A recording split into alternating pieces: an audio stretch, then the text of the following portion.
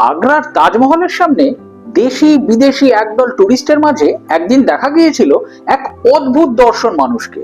তার পরনে ছিল সাদা ধুতি, নাগরাই জুতো আর মাকড়সার মতো দেখতে একটা পোশাক। ভিড়ের মধ্যে তাজমহলের এ প্রান্ত থেকে ও প্রান্ত চলে গিয়েছিলেন তিনি মাকড়সার জালের মতো সূক্ষ্ম একটা দড়ি ধরে ঝুলতে ঝুলতে। কি ভাবছেন, স্বপ্ন দেখছিলাম? আসলে এমনটাই কিন্তু বাস্তবে ঘটাবেন ভেবেছিলেন সত্যজিৎ রায়। 1960-এর দশকের একেবারে গোড়ার দিকে মার্ভেল কমিক্সের হাত ধরে বাজারে এসেছিল এক নতুন সুপারহিরো, নাম ছিল স্পাইডারম্যান। একটা রেডিও অ্যাক্টিভ মাকড়সার কামড় খেয়ে কিভাবে এক নিরীহ বেচারা হাই স্কুলের ছাত্র পিটার পার্কার পেয়ে গিয়েছিল সুপার পাওয়ার এবং তা কাজে লাগিয়ে কিভাবে সে একের পর এক শত্রুর মোকাবেলা করেছিল, তা নিয়েই তৈরি হয়েছিল এই সিরিজের জনপ্রিয় গল্পগুলো।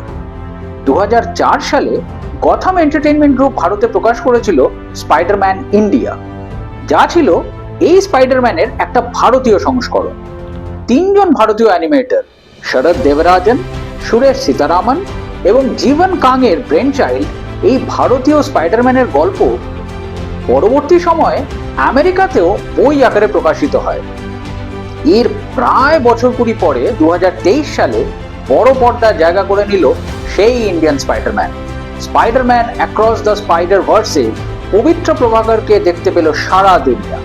শুনতে অবাক লাগলেও সত্যি যে এই সিনেমা এবং তার আগে প্রকাশিত সেই বইয়ের সিরিজের অনুপ্রেরণা ছিলেন কিন্তু সত্যজিৎ রায়।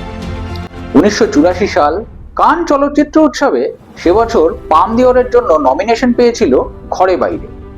সারা পৃথিবীর প্রথম সারির ডিরেক্টর এবং প্রডিউসারদের সঙ্গে সেদিন ওই আসরে উপস্থিত ছিলেন স্পাইডারম্যানের ক্রিয়েটর স্ট্যান লি।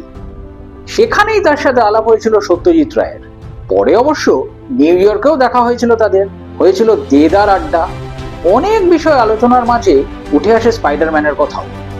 ষাটোর্ধ্ব সত্যজিৎ রায় স্ট্যানলিকে সেদিন স্পাইডারম্যান নিয়ে সিনেমা তৈরির আইডিয়াও দিয়েছিলেন, এমনকি নিজেই এর ইন্ডিয়ান ভার্সনও তৈরির দায়িত্ব নিতে চেয়েছিলেন।